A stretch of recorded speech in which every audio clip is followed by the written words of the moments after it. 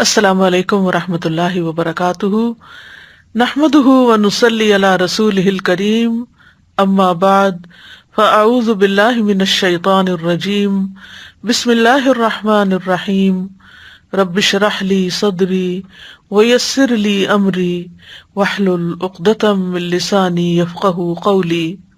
وَيُطْعِمُونَ الطَّعَامَ عَلَى حُبِّهِ مِسْكِينًا وَيَتِيمًا وَأَسِيرًا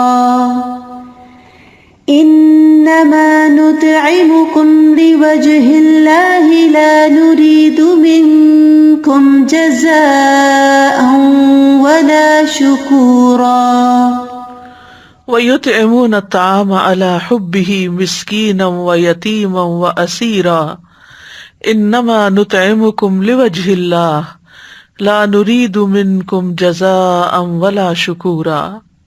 اور وہ کھانا کھلاتے ہیں اس کی محبت میں مسکین اور یتیم اور قیدی کو، اور کہتے ہیں ہم تو صرف اللہ کے چہرے کی خاطر تمہیں کھلاتے ہیں، نہ تم سے کوئی بدلہ چاہتے ہیں اور نہ شکریہ۔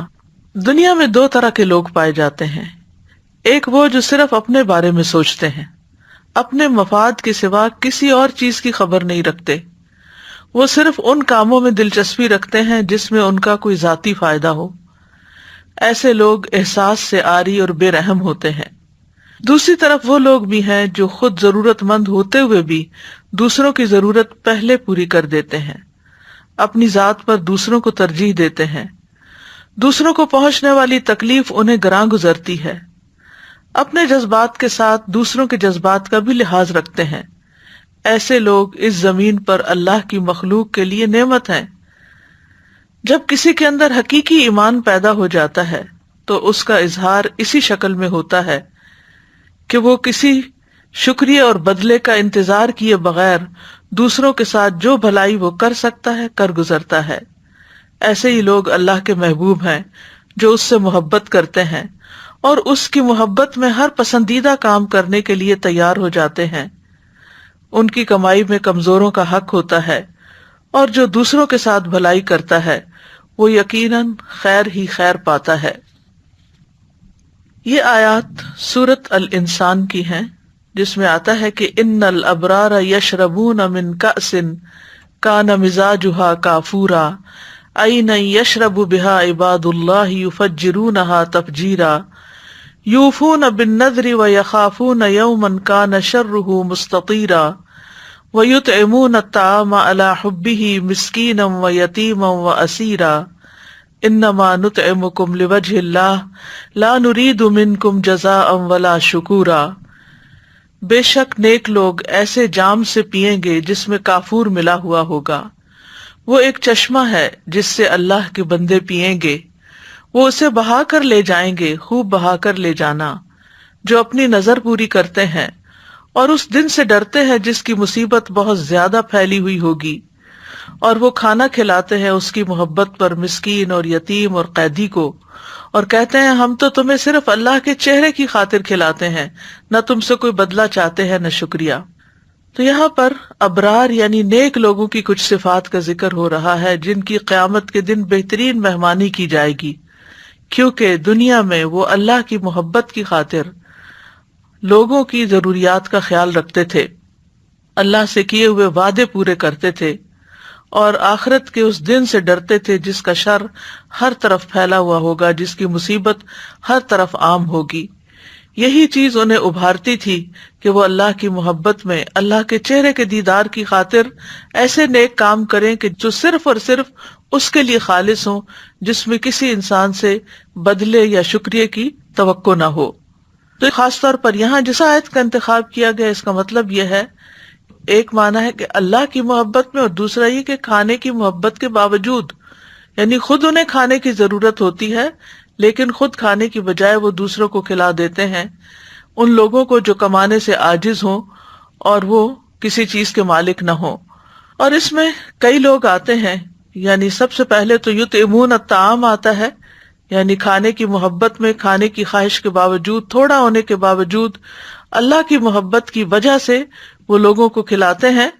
اور کس کس کو کھلاتے ہیں؟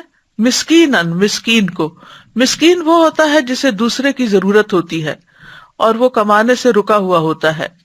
اور یتیم کو بھی کھلاتے ہیں. یتیم وہ نابالغ بچے ہوتے ہیں جو اپنے والد سے محروم ہو جائیں، یعنی وہ اپنی دیکھ بھال لک آفٹر خود نہیں کر سکتے. اور پھر قیدی کو کھلاتے ہیں. قیدی وہ ہوتا ہے جس کا معاملہ کسی اور کے ہاتھ میں ہوتا ہے. اور یہ سورت مکی سورت ہے جس کی یہ آیات آپ کے سامنے پڑھی گئی ہیں، یہ ساری کی ساری مسلمانوں کی قوت پکڑنے سے پہلے کے دور کی ہیں. اور قیدی کے بارے میں یہ اقوال بھی پائے جاتے ہیں کہ اس سے مراد مسلمان قیدی ہیں، یہ بھی معنی کیا جاتا ہے کہ اس سے مراد غلام ہیں، اور یہ بھی ہے کہ وہ مسلمان جو مشرکین کے قیدی ہیں، یعنی مشرکوں کے پاس قید کر دیے گئے ہیں.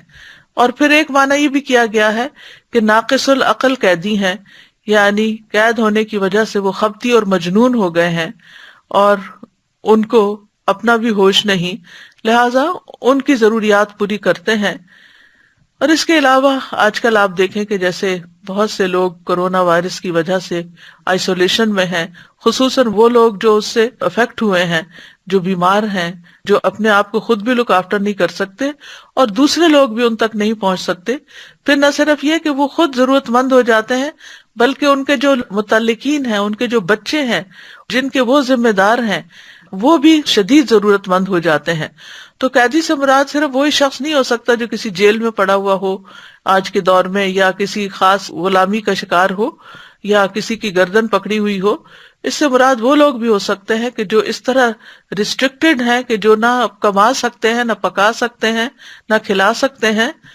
تو جو بھی ایسے ضرورت مندوں کو کھلائے گا وہ اللہ تعالیٰ کی محبت پائے گا. اور کھانے کا خاص طور پر ذکر کیوں کیا گیا؟ کیونکہ کھانا کھلانا جو ہے وہ کرم نوازی، سخاوت اور ایثار کی علامت ہے کہ کسی شخص کے اندر قربانی کا جذبہ پایا جاتا ہے کہ وہ اپنی محبوب چیز کو دوسرے کو دیتا ہے.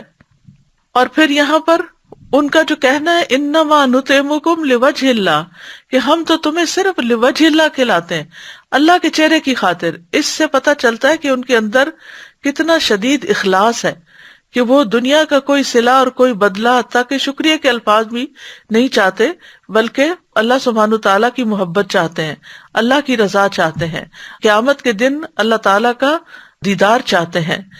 لا نرید منکم جزاء ولا شکورا، ہم تم سے کوئی بدلہ اور شکریہ نہیں چاہتے. مطلب یہ ہے کہ ہم تو اللہ سے بدلہ چاہتے ہیں، کیونکہ اللہ تعالیٰ جو بدلہ دے سکتا ہے وہ بدلہ تو کوئی اور دے ہی نہیں سکتا.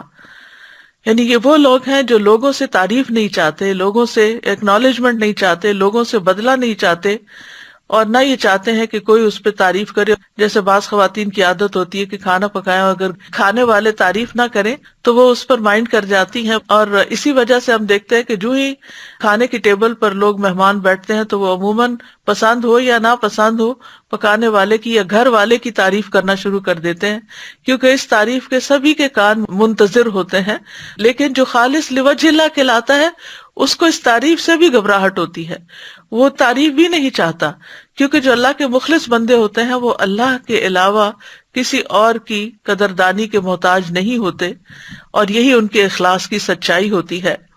اور اسی طرح وہ یہ بھی نہیں کہتے کہ آپ ہمارے لیے دعا کریں، کیونکہ دعا بھی احسان کے بدلے کی ایک قسم ہے، لیکن اس کا یہ مطلب نہیں کہ تعریف کرنی نہیں چاہیے یا شکریہ ادا نہیں کرنا چاہیے یا یہ کہ دعا نہیں دینی چاہیے. جو ریسیپینٹ ہے اس کو یہ تمام کام کرنے چاہیے، اس کو شکریہ بھی ادا کرنا چاہیے، جزاک اللہ بھی کہنا چاہیے، اور کسی نہ کسی شکل میں اس احسان کا بدلہ بھی دینا چاہیے. لیکن اگر کوئی نہ دے سکتا ہو تو پھر اس پر کوئی حرف نہیں. تو اللہ سبحانہ تعالیٰ ان کے دلوں کے حال کی تعریف کر رہے ہیں، یعنی صرف ان کی تعریف نہیں بلکہ ان کے دلوں کا حال بیان کر رہے ہیں کہ ان کے دل میں کیا ہے، کہ انما نطعمکم لوجہ اللہ. مجاہد کہتے ہیں انہوں نے یہ بات کہی نہیں تھی، یعنی زبان سے کسی کو اعلان نہیں کیا تھا کہ ہم صرف اللہ کے چہرے کی خاطر کھلا رہے ہیں، لیکن اللہ نے ان کی اس بات کو جان لیا کہ واقعی وہ اللہ کی خاطر کرنا چاہتے ہیں، اور ان کی تعریف فرمائی تاکہ وہ اور زیادہ نیک عمل میں رغبت کریں. کھانا کھلانا ہمارے دین میں ایک پسندیدہ کام ہے. اللہ سبحانہ تعالیٰ کی صفت ہے کہ وہ کھلاتا ہے اور اپنے بندوں کے لیے بھی پسند کرتا ہے کہ وہ دوسرے بندوں کو کھلائیں. قرآن مجید میں آتا ہے کل اغیر اللہ اتخذ ولیا فاطر السماوات والارض وہو یطعم ولا یطعم، کہہ دیجئے کیا میں اللہ کے سوا کوئی اور دوست بناؤں جو آسمانوں اور زمین کو پیدا کرنے والا ہے حالانکہ وہ کھلاتا ہے اور اسے کھلایا نہیں جاتا۔ ابراہیم علیہ السلام نے اپنے رب کی جو تعریف کی تھی وہ کیا تھی؟ الذی خلقنی فہو یہدینی والذی ہو یطعمنی ویسقینی، وہ جس نے مجھے پیدا کیا پھر وہی مجھے راستہ دکھاتا ہے، وہی ہے جو مجھے کھلاتا ہے اور جو مجھے پلاتا ہے، یعنی رب وہ ہے جو کھلاتا اور پلاتا ہے۔ اور پھر آپ دیکھیے کہ رب نے ساری مخلوق کے لیے مختلف طرح کے کھانے پیدا کیے ہیں۔ سمندر کی مچھلیوں کی غذا اور ہے، پرندوں کی غذا اور ہے، وحشی جانوروں کی غذا اور ہے، انسانوں کی غذا اور ہے، اور انسان بھی جو دنیا کے مختلف خطوں پہ رہتے ہیں ان کی اپنی اپنی پسند کی غذائیں ہیں۔ اسی لیے اللہ تعالیٰ نے فوڈ میں زبردست ویرائٹی پیدا کی ہے، اور اللہ تعالیٰ فرماتے ہیں کہ انسان اپنے کھانے پینے کی چیزوں پر غور و فکر بھی کرے۔ فَلْيَنظُرِ الْإِنسَانُ إِلَىٰ طَعَامِهِ أَنَّا صَبَبْنَا الْمَاءَ صَبًّا ثُمَّ شَقَقْنَا الْأَرْضَ شَقًّا فَأَنبَتْنَا فِيهَا حَبًّا وَعِنَبًا وَقَضْبًا وَزَيْتُونًا وَنَخْلًا وَحَدَائِقَ غُلْبًا وَفَاكِهَةً وَأَبًّا مَتَاعًا لَكُمْ وَلِأَنْعَامِكُمْ۔ انسان کو چاہیے کہ وہ اپنے کھانے کی طرف دیکھے۔ ہم نے ہی اوپر سے پانی برسایا، یعنی کیسے انتظام کیا، پھر عجیب طرح سے زمین کو پھاڑا تو اس میں سے ہم نے اناج اگایا اور انگور اور ترکاریاں اور زیتون اور کھجور اور گھنے باغات اور پھل اور چارہ بھی اگایا۔ یہ سب کچھ تمہارے اور تمہارے مویشیوں کے لیے زندگی کا سامان ہے، کیونکہ کھانا اس لیے بھی بڑا عام ہے کہ اس پر انسان کی زندگی قائم ہے۔ انسان نہ کھائے، بھوکا رہے تو بھوک سے موت بھی واقع ہو سکتی ہے۔ پھر اسی طرح اللہ سبحانہ تعالیٰ نے مختلف طرح کی غذائیں ہمیں فراہم کی اور دوسروں کو کھلانے کا بھی حکم دیا۔ وہی تو ہے جس نے دونوں طرح کے باغات پیدا کیے، ایک وہ جن کی بیلیں چھپروں پہ چڑھائی جاتی ہیں، دوسرے وہ درخت جو خود اپنے تنے پہ کھڑے ہوتے ہیں، نیز کھجوریں اور کھیتیاں پیدا کی جن سے کئی طرح کے معقولات حاصل ہوتے ہیں، نیز اس نے زیتون اور انار پیدا کیے جن کے پھل اور مزے ملتے جلتے بھی ہوتے ہیں اور مختلف بھی۔ جب یہ درخت پھل لائیں تو ان سے خود بھی کھاؤ اور فصل اٹھاتے وقت ان میں سے اللہ کا حق بھی ادا کرو، یعنی دوسروں کو بھی کھلاؤ، اور بے جا خرچ نہ کرو کیونکہ اللہ اسراف کرنے والوں کو پسند نہیں کرتا۔ زکوٰۃ اور فطرانے کی ادائیگی میں بھی کھانا کھلانے کو مد نظر رکھا گیا، اور اسی طرح کفاروں میں بھی کھانا کھلانے کو فرض کیا گیا۔ قتل کا کفارہ ہو، زہار کا کفارہ ہو، رمضان میں دن میں جماع کا کفارہ ہو، اور اسی طرح شکار کرنا جہاں ناجائز ہو وہاں اگر انسان شکار کر لے اور اس جیسا جانور نہ ملے تو اس کی قیمت کے ساتھ مساکین کے لیے کھانا خریدا جائے گا، اور قسم کے کفاروں میں بھی 10 بندوں کو کھانا کھلایا جائے گا۔ احرام کی پابندیوں میں سے کسی پابندی کو توڑنے کی صورت میں فدیہ 6 مسکین کا کھانا بھی ہوتا ہے۔ پھر راجح رائے یہی ہے کہ فطرانہ جو ہے وہ پیسے دینے کی بجائے کھانا دیا جائے مساکین کو۔ ہاں اگر ایسی جگہ ہو کہ جہاں کوئی مسکین نہ ہو تو اس صورت میں کسی دوسری جگہ پیسے بھی بھیجے جا سکتے ہیں، لیکن اس سے بھی بہتر یہی ہے کہ ان کو کھانا خرید کر دیا جائے۔ اسی طرح قربانی کے جانور جو ہیں ان میں بھی دوسروں کو کھلانے کا حکم ہے۔ وَكُلُوا مِنْهَا وَأَطْعِمُوا الْبَائِسَ الْفَقِيرَ، سو ان قربانی کے جانوروں کی جب تم قربانی کرو تو پھر ان میں سے خود بھی کھاؤ اور تنگ دست محتاج کو بھی کھلاؤ۔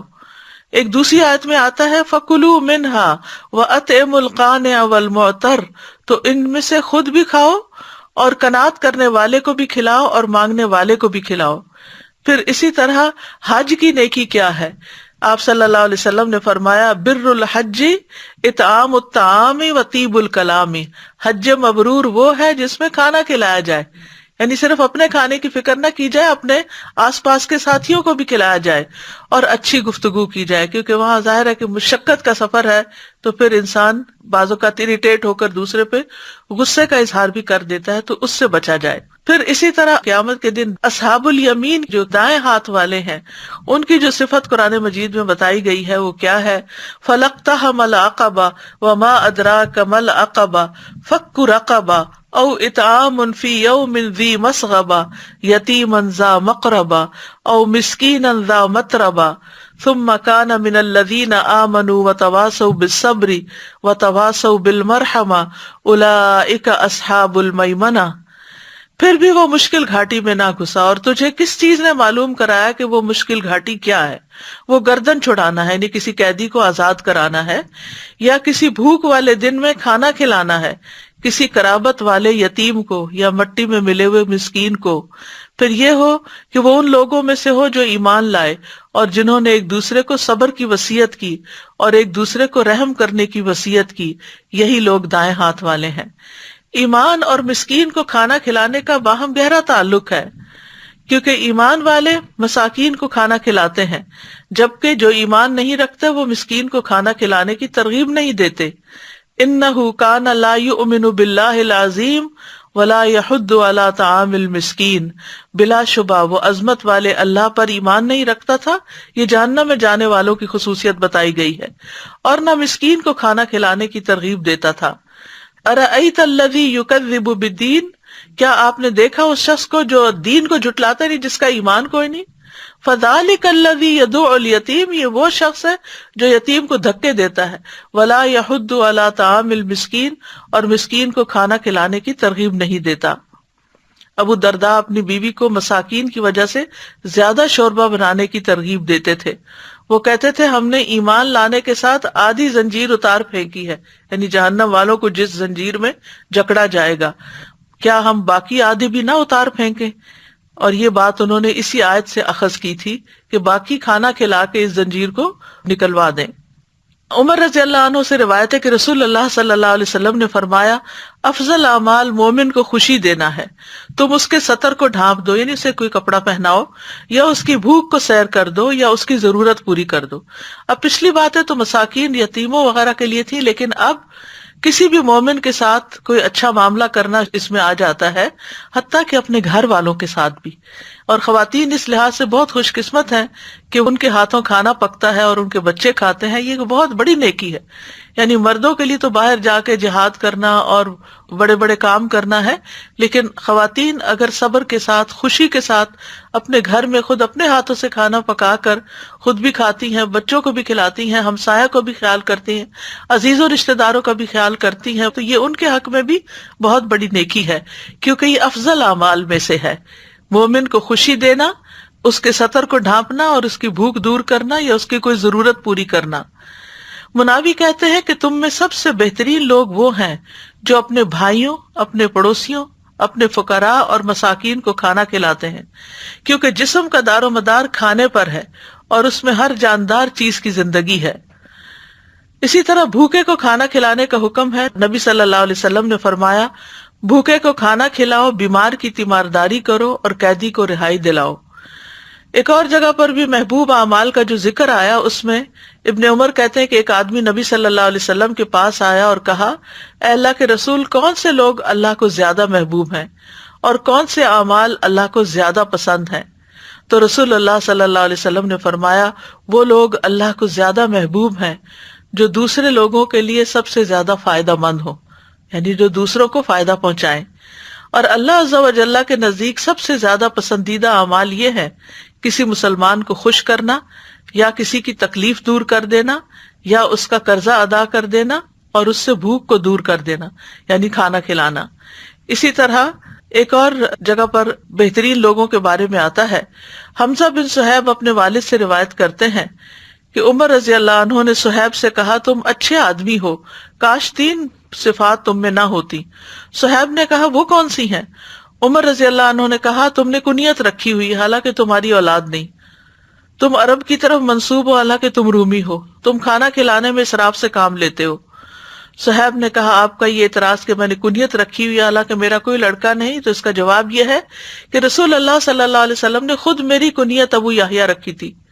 آپ کا دوسرا اعتراض کہ میں نے اپنے آپ کو عربوں کی طرف منسوب کر رکھا ہے حالانکہ میں ان میں سے نہیں، رومی ہوں، تو اس کا جواب یہ ہے کہ میں قبیلہ نمر بن قاصد سے ہوں، رومیوں نے مجھے موصل سے قید کر لیا تھا، میں اس وقت نوجوان تھا اور اپنا نسب پہچانتا تھا۔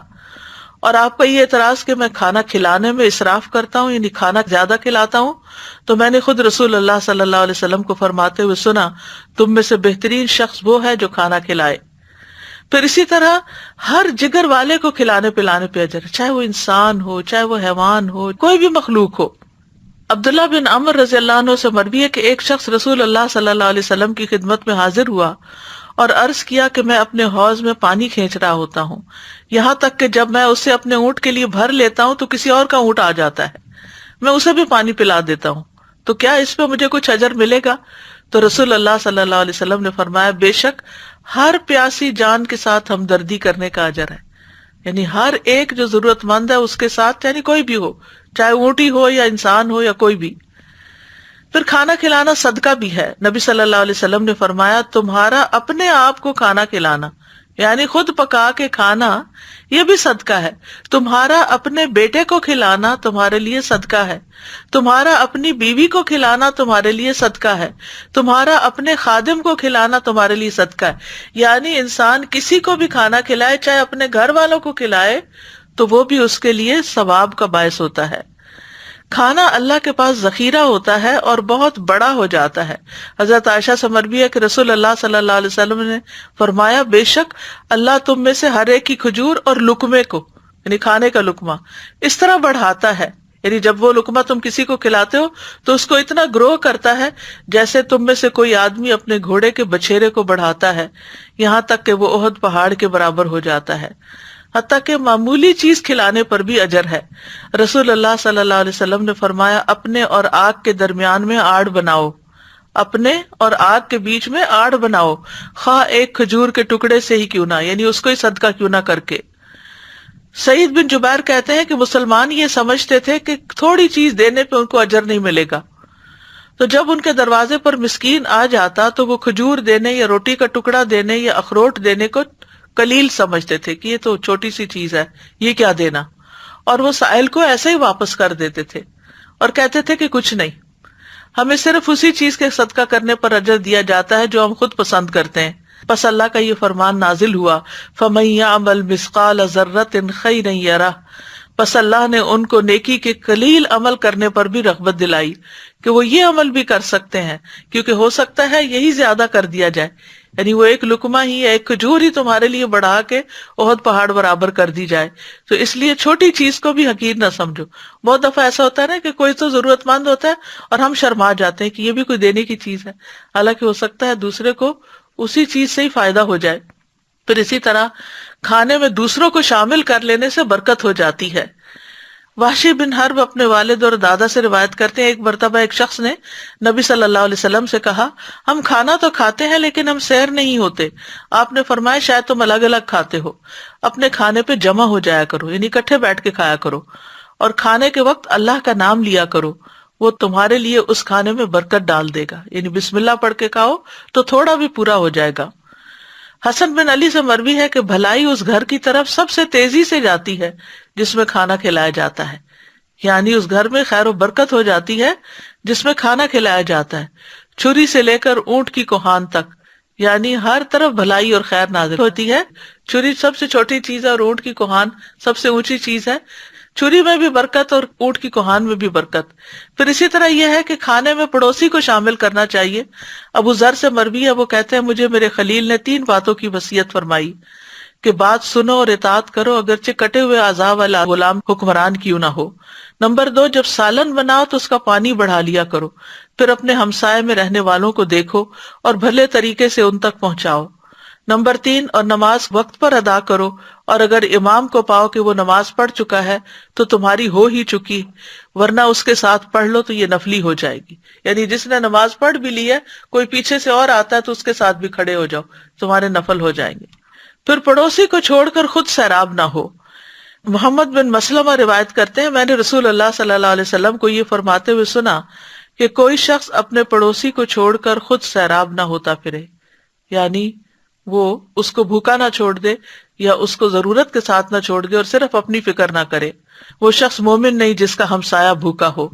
اور کبھی یہ بھی کرنا چاہیے کہ خود بھوکے رہ کے دوسروں کا پیٹ بھرا جائے، یعنی ہم عام طور پر سمجھتے کہ کھلائے اس وقت جب ہمارے پاس ایکسٹرا ہو کہ ہم دے سکیں، لیکن کبھی ایسا بھی ہوتا ہے کہ آپ کے پاس ایکسٹرا نہیں ہوتا، وہی ہوتا ہے جو آپ نے خود بھی کھانا ہوتا ہے، اس کو بھی آپ دوسروں کو کھلا سکتے ہیں۔ جس کا مشہور واقعہ وہ اس صحابی کا ہے کہ جب نبی صلی اللہ علیہ وسلم کے پاس ایک مہمان آیا تو آپ نے سب ازواج کے پاس کہلا کے بھیجا کہ کون اس کو کھانا کھلائے گا، تو کسی گھر سے کچھ بھی نہ نکلا. تو ایک انصاری کہنے لگے میں اس کو اپنے ساتھ لے جاتا ہوں. بہرحال وہ گھر گئے تو ان کے گھر میں بس اتنا کھانا تھا، یا خود کھاتے یا مہمان کھاتا. انہوں نے بتی بجھا دی اور یوں شو کیا جیسے ہم خود بھی کھا رہے ہیں، اور مہمان کو کھانا کھلا دیا، اور بچے بھی بھوکے سو گئے اور خود بھی بھوکے سوئے. تو اللہ سبحانہ تعالیٰ ان کے حق میں راضی ہو گیا اور اللہ تعالیٰ ان کے اوپر ہنس پڑا. حدیث میں آتا ہے کہ نبی صلی اللہ علیہ وسلم کی خدمت میں جب صبح وہ آئے تو آپ نے فرمایا تم دونوں میاں بیوی کے نیک عمل پر اللہ تعالیٰ رات کو ہنس پڑا، یا یہ فرمایا کہ اس کو پسند کیا. اور پھر یہ آیت نازل فرمائی وَيُؤْثِرُونَ عَلَىٰ أَنفُسِهِمْ وَلَوْ كَانَ بِهِمْ خَصَاصَةٌ وَمَن يُوقَ شُحَّ نَفْسِهِ فَأُولَٰئِكَ هُمُ الْمُفْلِحُونَ. اور وہ انصار ترجیح دیتے ہیں اپنے نفسوں پر دوسرے غریب صحابہ کو اگرچہ خود بھی فاقے میں ہوں، اور جو اپنی طبیعت کے بخل سے محفوظ رکھا گیا سو ایسے ہی لوگ فلاح پانے والے ہیں. پھر یہ ہے کہ مسکین کو کبھی خالی ہاتھ نہیں لوٹانا چاہیے. آپ نے فرمایا کہ کچھ نہ کچھ رکھ دیا کرو، خواہ جلا ہوا کھوری کیوں نہ ہو. پھر اسی طرح کھانا کھلانا جنت واجب کر دینے والا عمل ہے. ہانی بن یزید نے نبی صلی اللہ علیہ وسلم سے پوچھا مجھے کوئی ایسی چیز بتا دے جس سے میرے لیے جنت لازم ہو جائے، مجھے جنت میں جانا ہے. آپ نے فرمایا اچھا کلام اور کھانا کھلانے کو لازم پکڑ لو، یعنی دوسروں سے بات اچھی طرح کرو اور کھانا کھلانا پکا کر لو. پھر جنت کے خوبصورت بالا خانے ملنا. علی رضی اللہ عنہ سے مروی ہے، وہ کہتے ہیں کہ رسول اللہ صلی اللہ علیہ وسلم نے فرمایا یقیناً جنت میں ایسے بالا خانے بھی ہیں جن کا اندرونی حصہ باہر سے نظر آتا ہے اور باہر کا حصہ اندر سے نظر آتا ہے، یعنی جیسے شیشہ لگا ہوا ہو. تو ایک دیہاتی نے پوچھا یا رسول اللہ صلی اللہ علیہ وسلم یہ کس کے لیے ہیں؟ آپ نے فرمایا اس شخص کے لیے جو اچھی بات کرے اور کھانا کھلائے، اور جب لوگ رات کو سو رہے ہوں تو صرف اللہ کے لیے نماز ادا کرے، یعنی تہجد وغیرہ پڑھے. پھر یہ جنت میں بلند درجوں والے کام ہیں. آپ نے فرمایا جنت کو بلند کرنے والی 3 چیزیں ہیں. نمبر 1 کھانا کھلانا، نمبر 2 سلام پھیلانا، اور نمبر 3 رات کے وقت جب لوگ سو رہے ہوں تو نماز پڑھنا. کھانا کھلانے کے کئی معاشرتی فوائد بھی ہیں. اس میں ایک یہ ہے کہ انسان کا نفس سے بخل اور کنجوسی نکل جاتی ہے، یعنی انسان کے نفس کا تزکیہ ہوتا ہے. اور پھر اسی طرح فقیر اور بھوکا آدمی جو ہے وہ بھی راضی ہو جاتا ہے، اور اپنے دل میں جو امیر شخص کے خلاف بغض رکھتا ہے وہ نکل جاتا ہے، یعنی اپنی صفائی بھی ہوتی ہے اور جس کو دیا جاتا ہے اس کا دل کا حال بھی اچھا ہو جاتا ہے. اسی طرح جو لوگ دین اسلام سے ناواقف ہیں ان میں دین پھیلانے کا ذریعہ بھی بنتا ہے. اور پھر یہ کہ آپس میں محبت بڑھتی ہے. اور اس کے برعکس قرآن مجید میں کھانا نہ کھلانے پر مذمت کی گئی ہے. جہنم میں لے جانے والا عمل ہے. جہنمیوں سے پوچھا جائے گا ما سلککم فی سقر، یہ کیا چیز تمہیں جہنم میں لے گئی؟ قالوا لم نک من المصلین ولم نک نطعم المسکین، وہ کہیں گے ہم نماز نہیں پڑھتے تھے یا نماز پڑھنے والوں میں سے نہیں تھے اور ہم کھانا نہیں کھلاتے تھے. اور وہ باغ والوں کا قصہ جو قرآن میں آتا ہے کہ جنہوں نے یہ سوچا ہی تھا کہ ہم مسکینوں کو دیں گے، نہیں ابھی کیا کچھ نہیں، ابھی تو وہ پہنچے ہی نہیں تھے باغ میں، صرف منصوبہ بندی کر رہے تھے کہ ان کا سارا باغ جل کے رہ گیا. تو مسکین کو کھانا نہ کھلانے کی مذمت ہے. ولا یحض علی طعام المسکین، اور کھانا نہ کھلانے کا ایک اور نقصان یہ بھی ہے کہ قیامت کے دن اللہ تعالیٰ فرمائے گا اے ابن آدم میں بیمار ہوا، تو نے میری عیادت نہیں کی. اسی طرح اللہ تعالیٰ فرمائے گا اے ابن آدم میں نے تجھ سے کھانا مانگا، تو نے مجھے کھانا نہیں کھلایا. وہ کہے گا اے میرے رب میں تجھے کھانا کیسے کھلاتا حالانکہ تو رب العالمین ہے. تو اللہ تعالیٰ فرمائے گا کیا تو نہیں جانتا تھا کہ میرے فلاں بندے نے تجھ سے کھانا مانگا تھا لیکن تو نے اس کو نہیں کھلایا؟ کیا تو نہیں جانتا تھا کہ اگر تو اس کو کھلاتا تو مجھے اس کے پاس پاتا؟ پھر اسی طرح پانی بھی نہیں روکنا چاہیے، کیونکہ 3 لوگ ایسے ہیں جن سے اللہ تعالیٰ قیامت کے دن کلام نہیں کرے گا. ان میں سے ایک وہ ہے کہ جس کے پاس ضرورت سے زیادہ پانی تھا لیکن وہ مسافروں کو نہیں پلاتا تھا، نہیں ساتھ والوں کو نہیں دیتا تھا جبکہ وہ سخت پیاسے تھے. کھانا کھلانا انبیاء کی صفت ہے. ابراہیم علیہ السلام مہمان کے بغیر کھانا نہیں کھاتے تھے. نبی صلی اللہ علیہ وسلم کی سنت ہے. ارباز بن ساریہ کہتے ہیں کہ رسول اللہ صلی اللہ علیہ وسلم نے مجھے رمضان میں سحری کے لیے بلایا. افطار پارٹی تو بہت ہوتی ہیں لیکن آپ صلی اللہ علیہ وسلم نے سحری کھلانے کے لیے بلایا اور فرمایا آؤ مبارک کھانا کھا لو، یعنی سحری کا کھانا جو ہے برکت والا کھانا ہے. پھر یہ صحابہ کی سنت ہے. ابن عمر کے دسترخوان پر یتیم بھی حاضر ہوتا. ایک دن انہوں نے اپنا کھانا منگوایا اور یتیم کو بھی بلا لیا. یتیم وہاں نہیں تھا. جب وہ کھانے سے فارغ ہوئے تو یتیم آ گیا. کھانا منگوایا تو کھانا نہیں تھا. پھر ابن عمر نے بازار سے اس کے لیے ستو اور شہد منگوایا اور اس کو پیش کیا. یعنی ایک دفعہ جب بلا لیا تو پھر کچھ نہ کچھ دے کر ہی بھیجا. نافع کہتے ہیں کہ ابن عمر اس وقت تک کھانا نہیں کھاتے تھے جب تک ان کے ساتھ کھانے کے لیے کوئی مسکین نہ لایا جاتا. یعنی وہ اس کا اتنا اہتمام کرتے تھے. ایک دفعہ میں ان کے ساتھ کھانے کے لیے ایک شخص کو لایا کہ اس نے بہت زیادہ کھانا کھایا. بعد میں ابن عمر نے کہا آئندہ اس شخص کو میرے ساتھ کھانے کے لیے نہ لانا. میں نے نبی صلی اللہ علیہ وسلم سے سنا ہے کہ مومن ایک آنت میں کھاتا ہے اور کافر 7 آنتوں میں کھاتا ہے.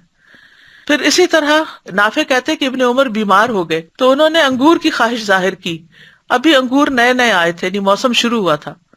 تو ان کی بیوی صفیہ نے ایک درہم بھیجا کہ انگوروں کا خوشہ خریدا جائے. جو ایلچی انگور لینے گیا اس کے پیچھے پیچھے سوالیہ آ گیا. جب وہ ایلچی دروازے پہ آیا اور داخل ہوا تو اس نے کہا ایک سائل ہے، یعنی اللہ کے نام کا دو کچھ. ابن عمر نے کہا یہ اس کو دے دو. تو انہوں نے وہ خوشہ سائل کو دے دیا.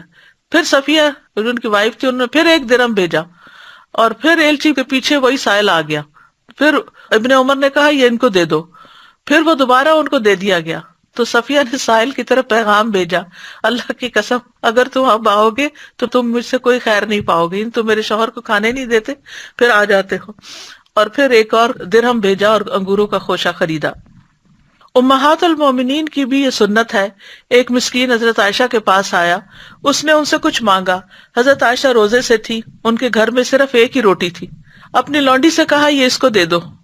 اس نے کہا آپ کے پاس افطاری کے لیے کچھ نہیں. انہوں نے کہا یہ اس کو دے دو. تو خیر لونڈی نے ایسا ہی کیا، وہ دے دیا. وہ کہتی ہیں جب شام ہوئی تو کسی گھرانے کی طرف سے ہمیں بکری کا تحفہ بھیجا گیا. تو ام المومنین حضرت عائشہ نے مجھے بلایا اور کہا اس میں سے تم کھا لو، یہ تمہاری ایک روٹی سے بہتر ہے. یعنی تم روٹی نہیں دے رہی تھی تو اللہ نے تمہارے لیے اتنا بہترین بھیج دیا. سلف صالحین جو تھے وہ اپنے کھانے میں دوسروں کو شریک کیا کرتے تھے. بہت سے لوگ افطاری میں دوسروں کو ساتھ کھلانے پہ ترجیح دیتے. ان میں سے عبداللہ بن عمر، داؤد طائی، مالک بن دینار اور احمد بن حنبل ہیں. ابن عمر یتیموں اور مساکین کے ساتھ روزہ افطار کرتے. اگر ابن عمر کو یہ علم ہو جاتا کہ ان کے گھر والوں نے ان کو مساکین اور یتیموں سے دور ہٹایا تو اس رات افطاری نہ کرتے. یعنی کہ وہ بہت زیادہ اس بات کا خیال رکھتے تھے. خود روزہ رکھتے اور دوسروں کو کھلا دیتے. ان میں سے حسن بصری اور عبداللہ بن مبارک ہیں. کبھی اکیلا نہ کھانے والے. ابو سوار ادبی کہتے ہیں کہ بنی عدی کے کچھ لوگ اس مسجد میں نماز پڑھتے تھے، ان میں سے کسی ایک نے بھی اس طرح افطاری نہیں کی کہ وہ کھانے پر اکیلے ہوں. اگر ان کو کوئی کھانا کھانے والا ساتھ مل جاتا تو کھا لیتے، ورنہ اپنا کھانا مسجد لے جاتے اور وہاں لوگوں کے ساتھ مل کے کھاتے، لوگ ان کے ساتھ کھاتے. پھر اپنے کھانے پر دوسروں کو ترجیح دینا. ربی کے پاس جب کوئی سائل آتا تو وہ کہتے اس کو شکر کھلاؤ، کیونکہ ربی شکر پسند کرتے تھے. یعنی جو خود پسند کرتے تھے وہی مسکین کو دیتے تھے. غلام آزاد کرنے سے بھی زیادہ کھانا کھلانے کو پسند کرنا. بعض سلف صالحین کہتے ہیں کہ میں اپنے ساتھیوں میں سے 10 ساتھیوں کو دعوت دوں اور ان کو ایسا کھانا کھلا دوں جسے وہ پسند کرتے ہوں تو یہ مجھے اسماعیل علیہ السلام کی اولاد میں سے 10 غلام آزاد کرنے سے زیادہ محبوب ہے. دنیا کی ہر چیز سے زیادہ اپنے بھائی کو کھانا کھلانا پسند کرنا. ابو سلیمان دارانی کہتے ہیں اگر پوری دنیا میں سے مجھے صرف ایک لقمہ ملے پھر میرا بھائی آ جائے تو میں یہی پسند کروں گا کہ میں یہ لقمہ اس کے منہ میں ڈال دوں. پھر گھر آنے والے مہمان کو بہترین چیز پیش کرنا. ابو خلدہ کہتے ہیں میں اور عبداللہ بن عوم محمد بن سیرین کے پاس گئے تو انہوں نے ہمیں مرحبا کہا اور وہ کہنے لگے مجھے سمجھ نہیں آ رہی کہ میں تمہیں کیا تحفہ دوں. تم میں سے ہر ایک کے گھر میں روٹی اور گوشت کھایا جاتا ہے، لیکن میں تمہیں ایسا کھانا کھلاؤں گا جس کے بارے میں میرا خیال ہے کہ وہ تمہارے گھر میں نہیں کھایا جاتا. تو وہ شہدہ لے کر آئے جو کہ شیری کی طرح کوئی میٹھی چیز تھی. وہ اسے چھری سے کاٹتے تھے اور ہمیں کھلاتے تھے. یعنی وہ چیز کھلانا کہ جو دوسرے نہیں کھاتے ہوں. بعض اوقات ایسا ہوتا ہے نا کہ روزمرہ کا نارمل کھانا تو ہر کوئی کھا رہا ہوتا ہے. پھر اپنی پسند کا کھانا بنا کر دوسروں کو کھلا دینا. آمش کہتے ہیں کہ خیسمہ مٹھائی کی مانند ایک خبیث تیار کرتے، وہ بہت لذیذ کھانا بناتے، پھر وہ ابراہیم اور ہمیں بلاتے اور کہتے یہ میرا پسندیدہ کھانا ہے، تم کھاؤ، یہ میں نے تم لوگوں کے لیے تیار کیا ہے. آنے والے مہمانوں کے لیے کچھ نہ کچھ سنبھال کر رکھنا. جب حسن کے پاس ان کے بھائی آتے تو ان کے پاس جو کھانا موجود ہوتا وہ اسے اپنے بھائی کے پاس لے آتے، اور کبھی کسی سے کہتے کہ چارپائی کے نیچے سے یہ ٹوکری نکالیں. وہ اس کو نکالتے تو اس میں کھجوریں ہوتی. وہ اسے کہتے میں نے یہ کھجوریں آپ کے لیے رکھی ہوئی تھی کہ آپ کھائیں. انما نطعمکم لوجہ اللہ، ہم تمہیں صرف اللہ کے چہرے کی خاطر کھلاتے ہیں. تو یاد رکھیے کہ اللہ کے چہرے کے سوا سب کچھ فنا ہو جائے گا. اللہ سبحانہ وتعالیٰ کے چہرے کی کوئی مثال نہیں. لیس کمثلہ شیء، یعنی کسی انسان کی شکل جیسی یا کسی اور جیسی نہیں ہے اللہ تعالیٰ کی مثال. وہ اللہ ہی ہے جس جیسا کوئی اور نہیں. اور اس کے چہرے کا حجاب بھی ہے جو نور ہے. اگر وہ اسے کھول دے تو اس کے چہرے کی شعاعیں جہاں تک اس کی نگاہیں پہنچتی ہیں مخلوق کو جلا دیں، یعنی اتنا چمکدار ہے. اور پھر اللہ کے چہرے سے عظیم کوئی چیز نہیں. اعوذ بوجہ اللہ العظیم الذی لیس شیء اعظم منہ. اللہ سبحانہ وتعالی مسکراتا بھی ہے، ہنستا بھی ہے، اور مومن کی سب سے بڑی خواہش اللہ کے چہرے کا دیدار ہے، کیونکہ اس سے بڑی کوئی نعمت ہی نہیں. جنتی جب جنت میں پہنچ جائیں گے تو جنت کی ساری نعمتیں اللہ کے دیدار کے سامنے چھوٹی ہو جائیں گی. قرآن مجید میں آتا للذین احسنوا الحسنی وزیادہ. مجاہد نے اس کی تفسیر میں کہا زیادہ سے مراد اللہ کی مغفرت اور رضامندی ہے، لیکن دوسرے علماء نے اس سے مراد اللہ کے چہرے کا دیدار لیا ہے. قیامت کے دن ایمان والوں کے لیے یہ دیدار ہوگا اور دوسروں کے لیے یہ نہیں ہوگا، اور سب اللہ تعالیٰ کو اس طرح دیکھ سکیں گے کہ درمیان میں کوئی رکاوٹ نہیں ہوگی. قیامت کے دن دیدار کے بعد جنت میں اللہ کا دیدار ہوگا، اور پھر اللہ کے چہرے کو دیکھنے سے بڑھ کر کوئی چیز پیاری نہ ہوگی. ہر جمعہ یوم المزید کو اللہ کے چہرے کا دیدار ہوگا. اس لیے ہمیں اللہ کے چہرہ دیکھنے کے لیے یہ دل میں حسرت لیے ہوئے، تڑپ لیے ہوئے اس کی خاطر کام کرنا چاہیے. اور یہ اعمال کی قبولیت کی شرط بھی ہے کہ جو چیز اس کے لیے کی جائے وہی قبول ہوگی، اور اس سے ایمان کی حلاوت مٹھاس بھی ملتی ہے انسان کو. اور ہر کام اللہ کے چہرے کے لیے کرنا چاہیے. الذی یؤتی مالہ یتزکی وما لأحد عندہ من نعمت تجزی الا ابتغاء وجہ ربہ الاعلی ولسوف یرضی. جو اپنا مال اس لیے دیتا ہے کہ پاک ہو جائے، حالانکہ اس کے ہاں کسی کا کوئی احسان نہیں کہ اس کا بدلہ دیا جائے، مگر وہ تو صرف اپنے رب کا چہرہ طلب کرنے کے لیے دیتا ہے جو سب سے بلند ہے، اور ان قریب وہ راضی ہو جائے گا. یعنی جو اللہ کے چہرے کی خاطر کوئی نیک کام کرے گا اللہ اس سے راضی ہو جائے گا. اس لیے نماز ہو یا روزہ ہو یا زکوٰۃ ہو یا صدقات ہو، کچھ بھی خرچ کریں یہ سب اللہ کے چہرے کی خاطر ہونا چاہیے. فآت ذا القربى حقه والمسكين وابن السبيل ذلك خير للذين يريدون وجه الله واولئك هم المفلحون. پس قرابت والے کو اس کا حق دو، مسکین کو اور مسافر کو، یہ ان لوگوں کے لیے بہتر ہے جو اللہ کا چہرہ چاہتے ہیں، اور وہی فلاح پانے والے ہیں. اور اسی طرح جو بھی کسی کو کچھ دے، چھوٹی نیکی کرے بڑی نیکی، دل میں یہی ہو کہ میں اللہ کو دیکھنا چاہتی ہوں. چاہے قرآن پڑھنا ہو، چاہے پڑھانا ہو، چاہے ذکر کرنا ہو، چاہے لا الہ الا اللہ پڑھنا ہو، چاہے مسجدوں کی طرف جانا ہو، نیکی کے کام کرنے ہو، اللہ کی راہ میں جد و جہد کرنی ہو، اللہ کے لیے کوئی نظر ماننی ہو، صبر کرنا ہو، غصہ پینا ہو، دوسروں کو معاف کر دینا ہو، یہ سب کچھ اللہ سبحانہ تعالیٰ کا چہرہ چاہتے ہوئے ہی کرنا چاہیے، حتیٰ کہ اپنی ذمہ داریاں پوری کرنے کے لیے. اسی طرح اگر کوئی سوال کرے تو وہ بھی اللہ کے چہرے کا واسطہ دے کر جو سوال کرے اس کو دینا بھی چاہیے. یعنی کہ مانگنے والے کو اگر کوئی اللہ کے نام سے یا اللہ کے چہرے کی خاطر مانگے کہ اللہ تمہیں اپنا چہرہ دکھائے تو اس سوالی کو رد نہیں کرنا چاہیے. آپ نے فرمایا جو تم سے اللہ کے نام پر پناہ طلب کرے اس کو پناہ دو، اور جو تم سے اللہ کے چہرے کے واسطے سے سوال کرے اس کو بھی دو. اور ہمیں دعا بھی مانگنی چاہیے اللہ سے کہ اللہ ہمیں اپنا دیدار عطا کر. اور یہ ایک لمبی دعا ہے جس کے ایک حصے میں یہ بھی دعا آتی ہے اللہم بعلمک الغیب وقدرتک علی الخلق احینی ما علمت الحیات خیرا لی وتوفنی اذا علمت الوفاة خیرا لی اللہم واسألک خشیتک فی الغیب والشہادہ واسألک کلمۃ الحق فی الرضا والغضب واسألک القصد فی الفقر والغنى واسألک نعیما لا ینفد واسألک قرۃ عین لا تنقطع واسألک الرضا بعد القضاء واسألک برد العیش بعد الموت اور واسألک لذۃ النظر الی وجہک والشوق الی لقائک فی غیر ضراء مضرۃ ولا فتنۃ مضلۃ اللہم زیننا بزینۃ الایمان وجعلنا ھداۃ مہتدین. باقی حدیث کی بجائے میں اس صرف پارٹ کا ترجمہ کروں گی. اور تیرے چہرے کو دیکھنے کی لذت کا سوال کرتا ہوں اور تجھ سے ملاقات کا شوق مانگتا ہوں، بغیر اس کے کہ کسی نقصان دہ مصیبت میں پھنسوں یا کسی گمراہ کن فتنے میں مبتلا ہوں.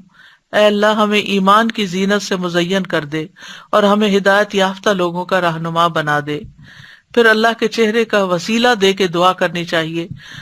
قعقاع بن حکیم کہتے ہیں کہ کعب الاحبار نے کہا اگر میں چند کلمات نہ پڑھتا تو یہودی مجھے گدھا بنا دیتے، یعنی اتنا جادو کرتے تھے. لوگوں نے پوچھا وہ کیا ہے؟ کعب نے کہا اعوذ بوجہ اللہ العظیم الذی لیس شیء اعظم منہ وبکلمات اللہ التامات اللتی لا یجاوزہن بر ولا فاجر وباسماء اللہ الحسنی کلہا ما علمت منہا وما لم اعلم من شر ما خلق وبرأ وذرأ.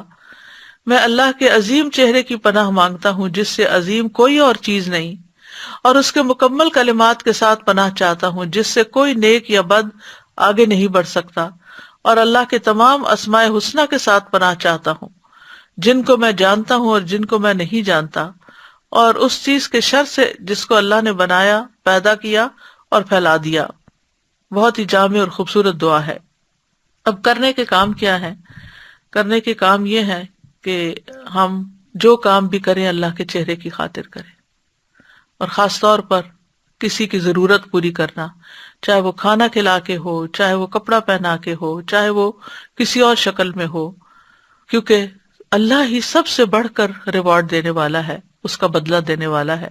کیونکہ کھانا پکانا، کھانا کمانا یہ کوئی آسان کام نہیں ہے. انسان کا خون پسینہ ایک ہوتا ہے، تو جو شخص محنت مشقت کر کے تکلیف اٹھا کے یہ کام کرتا ہے اور وہ اللہ کی خاطر کرے تو اس کو اس کا اجر ملتا ہے. بعض لوگ بندوں کی تعریف کی خاطر جب کرتے ہیں اور بندے تعریف نہیں کرتے تو وہ سخت فرسٹریشن کا شکار ہوتے ہیں. تو اس لیے اگر انسان کو یہ پتا ہو کہ میرے رب نے دیکھ لیا، میرے رب نے قدردانی کی، تو یہ چیز اس کے دل میں خوشی بھر دیتی ہے. پھر یہ ہے کہ ہر چیز میں اپنا چہرہ اللہ ہی کی طرف کرنا چاہیے. رسول اللہ صلی اللہ علیہ وسلم نے فرمایا اسلام کی تعریف یہ ہے کہ تم اپنے چہرے کو اللہ کے سپرد کر دو، اور پھر بہترین دین اس کا ہے وَمَنْ أَحْسَنُ دِينًا مِمَّنْ أَسْلَمَ وَجْهَهُ لِلَّهِ وَهُوَ مُحْسِنٌ وَاتَّبَعَ مِلَّةَ إِبْرَاهِيمَ حَنِيفًا وَاتَّخَذَ اللَّهُ إِبْرَاهِيمَ خَلِيلًا. اور اس شخص سے کس کا دین بہتر ہو سکتا ہے جس نے اللہ کے سامنے اپنا سر تسلیم خم کر دیا اور وہ احسان کرنے والا بھی ہو اور یکسو ہو جانے والے ابراہیم کے طریقے کی پیروی کر رہا ہو، اس ابراہیم کی جسے اللہ نے اپنا مخلص دوست بنا لیا تھا. پھر یہ کہ اسی کی خاطر اپنی زندگی گزارنی چاہیے، ایسے لوگوں کے ساتھ مل کے جڑ کے رہنا چاہیے. وَاصْبِرْ نَفْسَكَ مَعَ الَّذِينَ يَدْعُونَ رَبَّهُمْ بِالْغَدَاةِ وَالْعَشِيِّ يُرِيدُونَ وَجْهَهُ. اور اپنے آپ کو ان لوگوں کے ساتھ باندھے رکھو جو اپنے رب کو پہلے اور پچھلے پیر پکارتے ہیں، اس کا چہرہ چاہتے ہیں، اور تیری آنکھیں ان سے آگے نہ بڑھیں کہ تو دنیا کی زندگی کی زینت چاہتا ہو. اور اس شخص کا کہنا مت مان جس کے دل کو ہم نے اپنی یاد سے غافل کر دیا اور وہ اپنی خواہش کے پیچھے چلا، تو اس کا کام ہمیشہ حد سے بڑا ہوا ہے. پھر یہ ہے کہ نماز میں، دعا میں یکسوئی اختیار کرنی چاہیے. قربانی کے وقت اپنا رخ اللہ کی طرف کر لینا چاہیے. اور پھر جھگڑوں کے وقت بھی انسان جھگڑوں میں پڑنے کی بجائے اپنا معاملہ اللہ کے سپرد کر کے اپنا رخ پھیر لیں. پھر اللہ کے عذاب سے بچنے کے لیے اللہ کے چہرے کی پناہ مانگنی چاہیے. پھر سوتے ہوئے اپنا چہرہ اللہ کے سپرد کر دینا چاہیے. اللہم اسلمت وجہی الیک وفوضت امری الیک والجأت ظہری الیک رغبتا ورہبتا الیک لا ملجأ ولا منجا منک الا الیک آمنت بکتابک الذی انزلتہ وبنبیک الذی ارسلتہ. اے اللہ میں نے اپنا چہرہ تیرے سپرد کر دیا، اپنا معاملہ تجھے سونپ دیا. میں نے تیرے ثواب کی توقع اور تیرے عذاب کے ڈر سے تجھی کو پشت پناہ بنا لیا. تجھ سے بھاگ کر کہیں اور پناہ اور نجات کی جگہ نہیں مگر تیرے ہی پاس. اے اللہ جو کتاب تو نے نازل کی میں اس پر ایمان لایا، جو نبی تو نے بھیجا میں اس پر ایمان لایا. تو اگر تم اس حالت میں مر گئے، یعنی اس ایمان اور اس رغبت کے ساتھ، فرمایا تم فطرت پر مرو گے. اور اس کو باقی سب دعاؤں کے آخر میں پڑھو. تو اس سے یہ پتہ چلتا ہے کہ نبی صلی اللہ علیہ وسلم نے بعض اوقات احادیث کی ترتیب بھی بتائی. اللہ سبحانہ وتعالیٰ ہمیں عمل کی توفیق عطا فرمائے. وآخر دعوانا ان الحمد للہ رب العالمین. سبحانک اللہم وبحمدک اشہد ان لا الہ الا انت استغفرک واتوب الیک. السلام علیکم ورحمۃ اللہ وبرکاتہ.